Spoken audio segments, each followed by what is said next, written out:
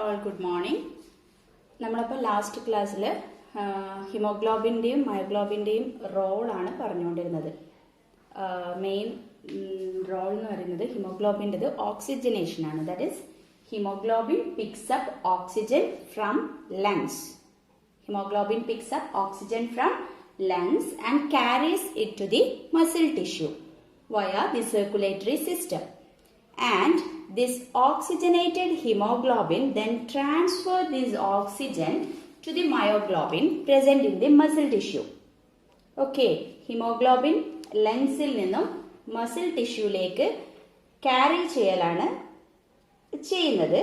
ഇനി മസിൽ ടിഷ്യൂവിൽ എത്തിക്കഴിഞ്ഞാൽ ആ oxygenated hemoglobin, that is oxygen carry ചെയ്യുന്ന hemoglobin, that is called oxygenated hemoglobin എന്ത് ചെയ്യും? This oxygen transfer to the myoglobin present in the muscle tissue. Muscle ടിഷ്യൂവിലുള്ള മയോഗ്ലോബിന് ട്രാൻസ്ഫർ ചെയ്യും. Then it is then transferred to the other oxygen acceptors for performing the metabolic action. ആ myoglobin ഓക്സിജനെ അടുത്ത oxygen ആക്സെപ്റ്റേഴ്സിനെ ഈ metabolic action perform ചെയ്യാൻ വേണ്ടിയിട്ട് transfer ചെയ്യും. അതാണ് role. And also haemoglobin carries carbon dioxide from muscle tissue to the lungs. Haemoglobin തിരിച്ചു വരുന്ന സമയത്ത് മസിൽ ടിഷ്യൂന്ന് കാർബൺ ഡൈ ഓക്സൈഡിനെ ക്യാരി ചെയ്ത് തിരിച്ച് ലങ്സിലേക്ക് കൊണ്ടുവരും. But this is done by the side chain present on the polypeptide chain of hemoglobin. ഈ ഒരു പ്രോസസ് ചെയ്യുന്നത് ഹീമോഗ്ലോബിനിലുള്ള polypeptide chain, side chain polypeptide ചെയിൻസിലെ സൈഡ് ചെയിൻ ആണ് കാർബൺ ഡൈ ഓക്സൈഡിനെ ക്യാരി ചെയ്യുന്നത്. ഇതും നമ്മൾ ലാസ്റ്റ് ക്ലാസ്സിൽ പറഞ്ഞതാണ്. ഓക്സിജൻ ക്യാരി ചെയ്യുന്നത് അയേൺ തന്നെയാണ്, ഹീം ഗ്രൂപ്പ് തന്നെയാണ്. But this carbon dioxide carry ചെയ്യുന്നത് side chain present on the polypeptide chain. And this heme group of hemoglobin are not involved in flushing out carbon dioxide from the muscle. Heme group ഈ ഒരു carbon dye ഓക്സൈഡിന്റെ flushing ഔട്ടിന് ഒരു റോളും വഹിക്കുന്നില്ല. Okay, then നമുക്ക് oxygenation, മയോഗ്ലോബിന്റെ oxygenation represent ചെയ്യാം. That is myoglobin plus oxygen. Myoglobin ഒരു ഓക്സിജനുമായിട്ട് combine ചെയ്ത് എന്ത് form ചെയ്യും? ഓക്സി മയോഗ്ലോബിൻ ഫോം ചെയ്യും. That is represented as MbO2. ഒരു ഓക്സിജൻ മോളിക്യൂൾ ആണ് ക്യാരി ചെയ്യുന്നത്. And also here the equilibrium constant is represented as K, which is equal to concentration of MbO2 divided by concentration of Mb into concentration of O2. Okay, and if F is the fraction of myoglobin molecule binding oxygen and P is the equilibrium partial pressure of oxygen. If F is the fraction of myoglobin molecule binding oxygen, F എന്ന് പറയുന്നത് എത്ര molecules of myoglobin ഓക്സിജനുമായിട്ട് bind ചെയ്യുന്നത് എന്നുള്ളതിന്റെ represent ചെയ്യുന്നതാണ് F. And also P എന്ന് പറയുന്നത് partial pressure of oxygen. അങ്ങനെയാണെങ്കിൽ K is equal to F is the fraction of myoglobin bearing oxygen എന്ന് പറയുമ്പോൾ നമുക്ക് MbO2 കോൺസെൻട്രേഷനെ F എന്ന് പറഞ്ഞിട്ട് റെപ്രസെന്റ് ചെയ്യാം. കാരണം ഓക്സിജനുമായിട്ട് ബൈൻഡ് ചെയ്ത മയോഗ്ലോബിന്റെ കോൺസെൻട്രേഷൻ ആണ് F. That is F divided by Mb എന്ന് പറയുന്നത് ടോട്ടൽ 1 ഉണ്ടെങ്കിൽ അതിൽ എത്ര മയോഗ്ലോബിൻ ഓക്സിജനുമായിട്ട് ബൈൻഡ് ചെയ്തിട്ടുണ്ട് അത് മൈനസ് ചെയ്ത് കഴിഞ്ഞാൽ നമുക്ക് കോൺസെൻട്രേഷൻ ഓഫ് മയോഗ്ലോബിൻ മാത്രമേ ഉള്ളത് കിട്ടും അല്ലെ. ടോട്ടൽ കോൺസെൻട്രേഷൻ 1 ആണെങ്കിൽ അതിൽ F ഫ്രാക്ഷൻ മയോഗ്ലോബിൻ ഓക്സിജനുമായിട്ട് ബൈൻഡ് ചെയ്തിട്ടുണ്ടെങ്കിൽ ബാക്കി വരുന്നത് 1 - F ആയിരിക്കും കോൺസെൻട്രേഷൻ ഓഫ് മയോഗ്ലോബിൻ എന്ന് പറയുന്നത്. അതേപോലെ തന്നെ ഓക്സിജന്റെ കോൺസെൻട്രേഷനെ നമ്മൾ പാർഷ്യൽ പ്രഷർ ആയിട്ട് റെപ്രസെന്റ് ചെയ്തു. F divided by 1 - F into P. ഇതിനെ നമുക്ക് ഒന്ന് മാറ്റി എഴുതി കഴിഞ്ഞാൽ, ഒന്ന് അങ്ങോട്ടും ഇങ്ങോട്ടും ഒന്ന് റീഅറേഞ്ച് ചെയ്ത് കഴിഞ്ഞാൽ നമുക്ക് കിട്ടും F is equal to Kp divided by 1 plus Kp. ഒന്ന് റീഅറേഞ്ച് ചെയ്ത് നോക്കിയാൽ കിട്ടും. k is equal to f divided by 1 minus f into p, and f is equal to kp divided by 1 plus kp. That is, the fraction of myoglobin bearing oxygen is equal to kp divided by 1 plus kp. This constant or this equilibrium constant k is called binding constant of myoglobin. This k is called binding constant. Binding constant of myoglobin എന്ന് വെച്ചാൽ എത്രത്തോളം myoglobin ഓക്സിജനുമായിട്ട് bind ചെയ്യുന്നത് എന്നുള്ളത് represent ചെയ്യുന്ന constant ആണ് K. Okay അല്ലേ? Next, also in the case of hemoglobin, നമുക്ക് ഹീമോഗ്ലോബിന്റെ കേസിൽ നമുക്ക് എങ്ങനെ റെപ്രസെന്റ് ചെയ്യാം? നമുക്കറിയാം മയോഗ്ലോബിന് ഒരു ഓക്സിജനെ മാത്രമേ ബൈൻഡ് ചെയ്യാൻ പറ്റുള്ളൂ. But in the case of hemoglobin 4 oxygen molecules can bind to the hemoglobin. 4 ഓക്സിജനെ ബൈൻഡ് ചെയ്യാനുള്ള കപ്പാസിറ്റി ഉണ്ട്, കാരണം 4 ഹീം ഗ്രൂപ്പ് ഉണ്ട് ഹീമോഗ്ലോബിന്റെ കേസിൽ. So in the case of hemoglobin നമുക്ക് എങ്ങനെ എഴുതാം? K is equal to this equilibrium constant. K is equal to MbO2 raised to n എന്ന് പറയുന്നതിന് പകരം നമുക്ക് എന്ത് എഴുതാം? HbO2 n times. എത്ര വേണമെങ്കിലും ബൈൻഡ് ചെയ്യാം. 1 to 4 വരെ പറ്റും അല്ലെ? 1 വേണമെങ്കിൽ 1 മോളിക്യൂൾ ഓക്സിജൻ മാത്രം ബൈൻഡ് ചെയ്യാം, 2 ബൈൻഡ് ചെയ്യാം, 3 വരാം, 4 അപ് ടു 4 വരെ ഹീമോഗ്ലോബിന് ഓക്സിജനെ ബൈൻഡ് ചെയ്യാൻ പറ്റും. That is HbO2 raise to n എന്ന് കൊടുക്കാം. where n is equal to 1 to 4 divided by Hb into O2 raised to n. എന്നുവെച്ചാൽ ആ ഇക്വേഷൻ ഞാനിവിടെ എഴുതുകയാണെങ്കിൽ നമുക്ക് എങ്ങനെ വരും? ഇക്വേഷൻ ഇവിടെ എല്ലാം കൂടി ഒരുമിച്ച് ബോർഡിൽ സ്ഥലമില്ലാത്തത് കൊണ്ടാണ് കാണിക്കാത്തത്. ഇക്വേഷൻ മാത്രം എഴുതണമെങ്കിൽ നമുക്ക് എങ്ങനെ എഴുതാം? ജസ്റ്റ് ഞാൻ ഇതിനൊന്ന് മാറ്റി എഴുതാം. HB haemoglobin HB plus NO2. എത്ര O2 എന്ന് നമുക്കറിയില്ല. NO2 which is equal to HbO2 n അല്ലേ? അതാണിത്. K is equal to HbO2 n times divided by concentration of Hb into O2 raised to n. Okay, കാണുന്നുണ്ടാവുമെന്ന് വിചാരിക്കുന്നു.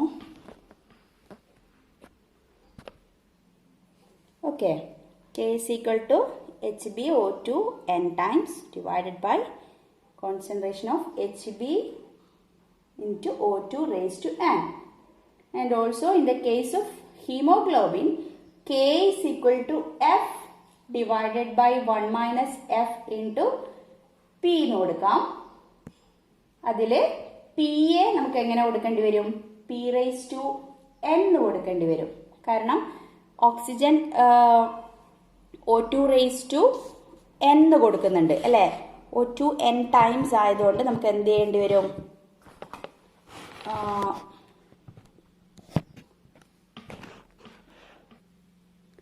ഇവിടെ നമുക്ക് F divided by 1 minus F into P എന്നുള്ളതിന് പകരം ഹീമോഗ്ലോബിൻ്റെ case വരുമ്പോൾ P raise to n കൊടുക്കാം. F divided by 1 minus F into P raise to n, and also F is equal to Kp raise to n divided by 1 plus Kp raise to n. Here n is called Hill constant. N is called Hill constant and n is equal to 1 to 4. Okay, n is called Hill constant and n is equal to 1 to 4. 1 to 4 വരെ പറ്റും. Okay, അതേപോലെ തന്നെ നമ്മൾ last ക്ലാസ്സിൽ കോപ്പറേറ്റിവിറ്റി effect എന്താണെന്ന് പറഞ്ഞു. That is the phenomenon of addition of oxygen to one heme group facilitates its addition to the other heme group. That is called a cooperativity effect. That is the phenomenon of addition of oxygen to one heme group facilitates its addition to the other heme group. ഒരു oxygen addition നടന്നു കഴിഞ്ഞാൽ ആ process next oxygen അഡീഷനെ എന്താ പറയുക promote ചെയ്യുന്ന പറയുന്നത്. That effect is called cooperativity effect. എന്തുകൊണ്ടാണ് അങ്ങനെ കോപ്പറേറ്റിവിറ്റി ഇഫക്റ്റ്, അതിന്റെ മെക്കാനിസം എന്താണെന്നുള്ളതൊക്കെ നമ്മൾ ലാസ്റ്റ് ക്ലാസ്സിൽ പറഞ്ഞു കഴിഞ്ഞു. And thus the n value, that is Hill constant value n is equal to 4 represents the maximum cooperativity effect. N maximum അല്ലെങ്കിൽ n is equal to 4 ആണെങ്കിൽ നമുക്ക് പറയാം cooperativity effect maximum ആണെന്ന്. അതേപോലെ തന്നെ നമുക്ക് ഹിമോഗ്ലോബിന്റെ കോപ്പറേറ്റിവിറ്റി ഇഫക്റ്റ് വെച്ച് ബൈൻഡിങ് കോൺസ്റ്റന്റ് പറയുകയാണെങ്കിൽ നമുക്ക് ഇങ്ങനെ റെപ്രസെന്റ് ചെയ്യാൻ പറ്റും. HB ഫസ്റ്റ് ഹിമോഗ്ലോബിൻ ഓക്സിജനുമായിട്ട് കമ്പൈൻ ചെയ്താൽ HB plus O2 giving HbO2, that is represented as K1. K is called binding constant and here K1 first step നെ നമുക്ക് K1 എന്ന് പറഞ്ഞിട്ട് റെപ്രസെന്റ് ചെയ്യാം. And also next step ൽ എന്ത് സംഭവിക്കും? This HbO2 plus O2, ഈ HbO2 അടുത്ത ഓക്സിജൻ മോളിക്യൂളുമായിട്ട് ബൈൻഡ് ചെയ്ത് കഴിഞ്ഞിട്ട് HbO2 twice, and this constant is called K2, that is second binding constant. Second step ilulla binding constant represented as K2, and also HbO2 twice plus O2 gives HbO2 thrice, that is K3, and HbO2 thrice plus O2 gives HbO2 4 times, that is K4. Fourth സ്റ്റെപ്പിലെ binding constant നമുക്ക് ഓരോ സ്റ്റെപ്പിനും binding constant വെച്ച് represent ചെയ്യുകയാണെങ്കിൽ according to cooperativity effect നമുക്ക് എന്ത് പറയാൻ പറ്റും? K4 is greater than K3, which is greater than K2, which is greater than K1. That is first binding constant ആയിരിക്കും ഏറ്റവും കുറവ്, ലാസ്റ്റ് ബൈൻഡിങ് കോൺസ്റ്റന്റ് ഏറ്റവും കൂടുതൽ. കാരണം ആ ഒരു പ്രോസസ് എന്ന് പറയുന്നത് വളരെ ഫാസ്റ്റ് ആയിരിക്കും. റേറ്റ് കോൺസ്റ്റന്റ് ആണല്ലോ, അത്രയും കോപ്പറേറ്റിവിറ്റി ഇഫക്റ്റ് കാരണം നമ്മൾ പറഞ്ഞു ലാസ്റ്റ് സ്റ്റെപ്പ് ആകുമ്പോഴേക്ക് മാക്സിമം അതൊന്ന് സ്ട്രെസ് ഒക്കെ റിമൂവ് ചെയ്ത ആ ഒരു എന്താ പറയുക സ്ട്രെയിൻ ഒക്കെ ഒന്ന് മാറി പെട്ടെന്ന് തന്നെ ഓക്സിജനെ ബൈൻഡ് ചെയ്യാനുള്ള കപ്പാസിറ്റി കിട്ടുന്നുണ്ട്. So last binding constant is very very higher than other three. Okay, that is due to cooperativity effect എന്ന് പറയാം. And this explanation of cooperativity effect is called trigger mechanism. Trigger mechanism ഒന്നും extra ഒന്നും പറയാനൊന്നുമില്ല. Trigger mechanism എന്ന് പറയുന്നത് എന്തുകൊണ്ടാണ് ആ ഒരു കോപ്പറേറ്റിവിറ്റി ഇഫക്റ്റ് എന്നുള്ളത് സംഭവിക്കുന്നത് എന്ന് വെച്ചാൽ നമ്മൾ പറഞ്ഞു ഒരു സോൾട്ട് ബ്രിഡ്ജ് പൊട്ടുന്നതും അത് റിലീസ് ആവുന്നതൊക്കെ പറഞ്ഞു. അതിന്റെ മെക്കാനിസം എക്സ്പ്ലെയിൻ ചെയ്യുന്നതിനെയാണ് ട്രിഗർ മെക്കാനിസം എന്ന് പറയുന്നത്. Okay, now this is the graph showing percentage oxygen saturation of myoglobin and hemoglobin as a function of partial pressure of oxygen. ഇതില് നമ്മൾ പ്ലോട്ട് ചെയ്തിരിക്കുന്നത് ഒന്ന് partial pressure of percentage of oxygen saturation, ഹിമോഗ്ലോബിന്റെയും മയോഗ്ലോബിന്റെയും oxygen saturate ചെയ്യാനുള്ള അല്ലെങ്കിൽ ഓക്സിജനുമായിട്ട് bind ചെയ്യാനുള്ള ഒരു എന്താ പറയുക കപ്പാസിറ്റിയുടെ ഒരു പെർസെൻറ്റേജ്, എത്രത്തോളം ഓക്സിജനുമായിട്ട് ബൈൻഡ് ചെയ്യുന്നു എന്നുള്ളത് കാണിക്കുന്നതാണ് വൈ ആക്സിസിൽ. That is percentage of oxygen saturation and X ആക്സിസിൽ പാർഷ്യൽ പ്രഷർ ഓഫ് ഓക്സിജന്റെ പാർഷ്യൽ പ്രഷർ. ദാറ്റ് മീൻസ് ഇതിൽ നമ്മൾ 3 സെക്ഷൻ ആയിട്ട് കൊടുത്തിട്ടുണ്ട്. ഈ ഒരു 2 സെക്ഷൻ ആയിട്ട് കൊടുത്തിട്ടുണ്ട്. ഈ ഒരു പാർട്ട് എന്ന് പറയുന്നത് പാർഷ്യൽ പ്രഷർ ഇൻ ലങ്സ് എന്ന് വെച്ചാൽ പാർഷ്യൽ പ്രഷർ ലങ്സിൽ കമ്പയർ ചെയ്യുമ്പം high partial pressure of oxygen ആണ്. ഈ സെന്ററിൽ വരുന്നത് ഈ 40 to 100 വരുന്നത് partial pressure of oxygen in മസിൽസിൽ. അതേപോലെ നമ്മൾ 3 ഗ്രാഫ് കാണിച്ചിട്ടുണ്ട്. ഏറ്റവും മേലെ വരുന്നത് മയോഗ്ലോബിന്റെ ഓക്സിജൻ സാച്ചുറേഷൻ, സെക്കൻഡ് വൺ കാണിക്കുന്നത് ഹിമോഗ്ലോബിന്റെ ഓക്സിജൻ സാച്ചുറേഷൻ അറ്റ് pH 7.6. ഇവിടെ ഹിമോഗ്ലോബിന്റെ ഓക്സിജൻ സാച്ചുറേഷൻ തന്നെ അറ്റ് pH 6.8, pH കുറവാണ്. അപ്പൊ ഈ ഗ്രാഫിൽ നിന്ന് മനസ്സിലാവുന്ന കാര്യം പാർഷ്യൽ പ്രഷർ ലങ്സിലാണ് കൂടുതലുള്ളത്. ലങ്സിൽ പാർഷ്യൽ പ്രഷർ കൂടുതലാണ്, 120-40 റേഞ്ചിലൊക്കെ വരുന്നുണ്ട്. എന്ന് വെച്ചാൽ ഇവിടെ മയോഗ്ലോബിൻ എടുത്താലും ഹിമോഗ്ലോബിൻ എടുത്താലും രണ്ടിനും ഓക്സിജൻ സാച്ചുറേഷൻ ഓൾമോസ്റ്റ് സെയിം ആണ്. ഏകദേശം അടുത്തടുത്താണ് ഹിമോഗ്ലോബിൻ ആൻഡ് മയോഗ്ലോബിൻ ഒക്കെ വരുന്നത്. സോ ഓക്സിജൻ സാച്ചുറേഷൻ അല്ലെങ്കിൽ അതിന്റെ ബൈൻഡിങ് കപ്പാസിറ്റി എന്ന് പറയുന്നത് ഓൾമോസ്റ്റ് ഈക്വൽ ആണ്. അതുകൊണ്ട് തന്നെ ലങ്സിൽ മയോഗ്ലോബിൻ ആയാലും ഹിമോഗ്ലോബിൻ ആയാലും ഓക്സി ഹിമോഗ്ലോബിൻ ആയിട്ടായിരിക്കും ഇരിക്കുക. മീൻസ് അതിനെ ക്യാരി ചെയ്യുന്ന എന്താ പറയുക, അതിനെ അക്കോമഡേറ്റ് ചെയ്തിട്ടായിരിക്കും ഉണ്ടാവുക ലങ്സിൽ. ഇനി നേരെ തിരിച്ച് മസിലിലേക്ക് വരുന്ന സമയത്ത് മസിലിൽ പാർഷ്യൽ പ്രഷർ കുറവാണ് കമ്പാരിറ്റീവ് ടു ലങ്സ്. ലങ്സിനെ കമ്പയർ ചെയ്യുമ്പോൾ മസിലിൽ പാർഷ്യൽ പ്രഷർ കുറവായതുകൊണ്ട് എന്ത് സംഭവിക്കും, ഇവിടെ ഹിമോഗ്ലോബിനെ കമ്പയർ ചെയ്യുമ്പോൾ മയോഗ്ലോബിനാണ് ഓക്സിജൻ സാച്ചുറേഷൻ കൂടുതൽ, ബൈൻഡിങ് കപ്പാസിറ്റി കൂടുതൽ മയോഗ്ലോബിനാണ്. അതുകൊണ്ടാണ് മസിലിൽ വെച്ചിട്ട് ഹിമോഗ്ലോബിൻ എന്ത് ചെയ്യുന്നത്, ഓക്സിജൻ മയോഗ്ലോബിനിലേക്ക് ട്രാൻസ്ഫർ ചെയ്യുന്നത്. ആ മയോഗ്ലോബിനാണ് നെക്സ്റ്റ് അതർ മെറ്റബോളിക് ആക്ഷന് വേണ്ടിയിട്ട് അടുത്ത ആർക്കാണോ വേണ്ടത് അവർക്ക് ട്രാൻസ്ഫർ ചെയ്യുന്നത്. മയോഗ്ലോബിൻ അവിടെ സ്റ്റോർ ചെയ്ത് അവിടെ നിൽക്കും. കാരണം മയോഗ്ലോബിന്റെ ഇവിടെ ഓക്സിജൻ സാച്ചുറേഷൻ കൂടുതലാണ്, ബൈൻഡിങ് കപ്പാസിറ്റി കൂടുതലാണ് comparative to haemoglobin.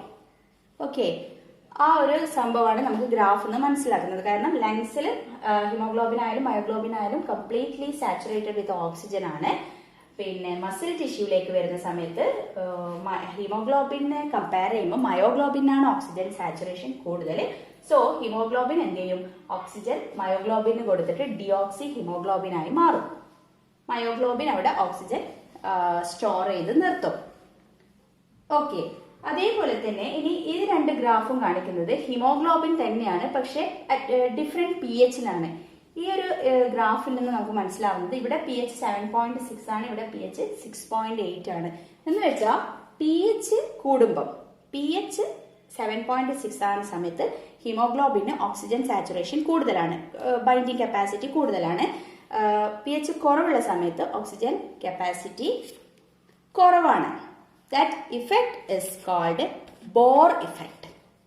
That means the binding power of hemoglobin with oxygen is pH dependent. The binding power of hemoglobin with oxygen is pH dependent. This effect is called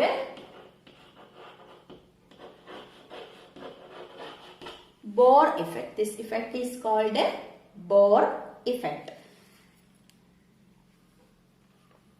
അതുകൊണ്ടാണ് ഈ ഒരു സ്റ്റേജിൽ പറയുമ്പം working muscle ടിഷ്യൂല് carbon dioxide concentration ആണ് കൂടുതൽ. Working muscle ടിഷ്യൂല് carbon dioxide concentration ആണ് കൂടുതൽ.